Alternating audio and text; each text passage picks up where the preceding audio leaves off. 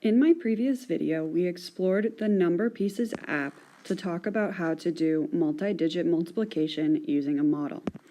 In this video, I'm going to extend this to doing quick sketches, connecting it to the standard algorithm, and even looking at how this will support students in understanding polynomials in algebra. So last time we built this array using our perimeter pieces to measure our dimensions, and then filling it in with our hundreds,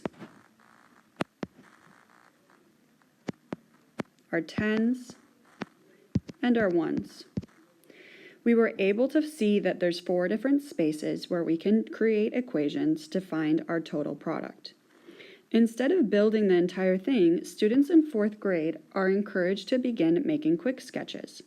This eventually builds their understanding of the standard algorithm, or how you and I learned to do multi-digit multiplication in school. So let's take a look at how those two concepts are connected. So students, instead of building this out, can do a quick sketch simply by drawing out the different parts. 23 can be turned into 20 and 3, and 13 can be represented as 10 and 3.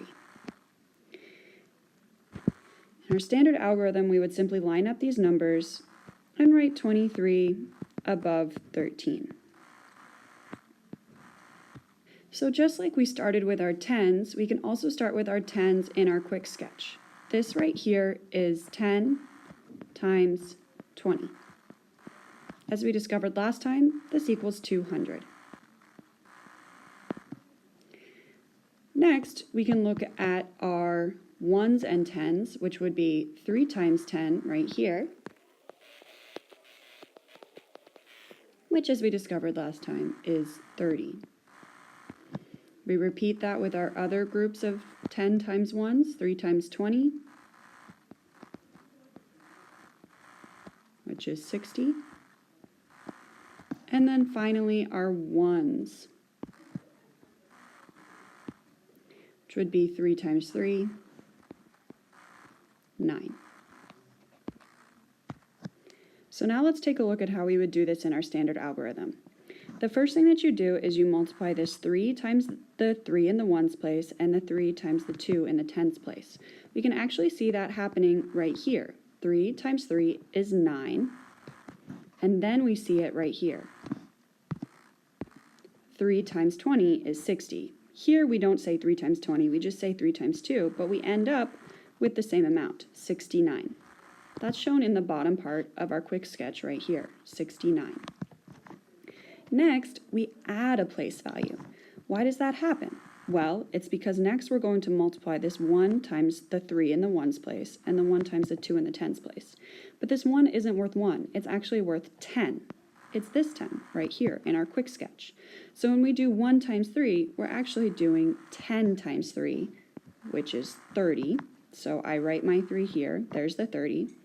And then when I do 1 times 2, it's actually 10 times 20. 2 tens will get us 100 when we multiply them. So 230. If we look at this total right here in our quick sketch, we can see that is also 230.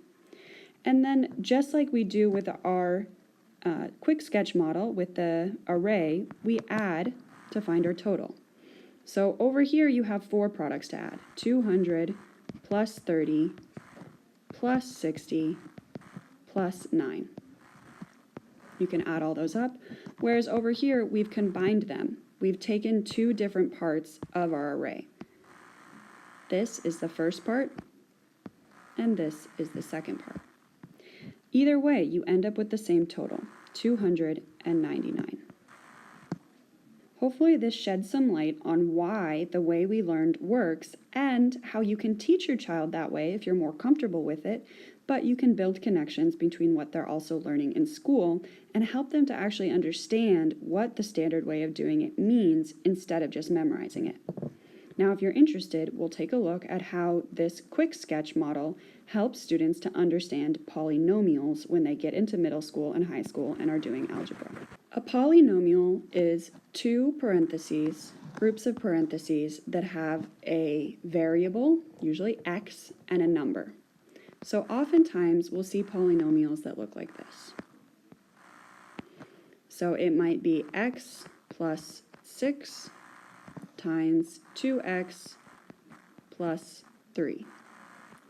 Now, students often struggle in multiplying polynomials because you have to factor it out.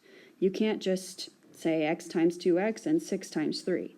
And actually, building this understanding of multiplication in elementary school will help students to be more successful. With polynomials, we can use that same quick sketch or array model to help us solve them.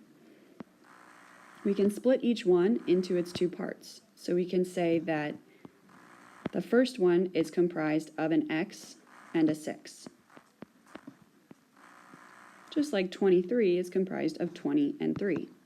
The second one is a 2x and a 3, just like 13 is a 10 and a 3.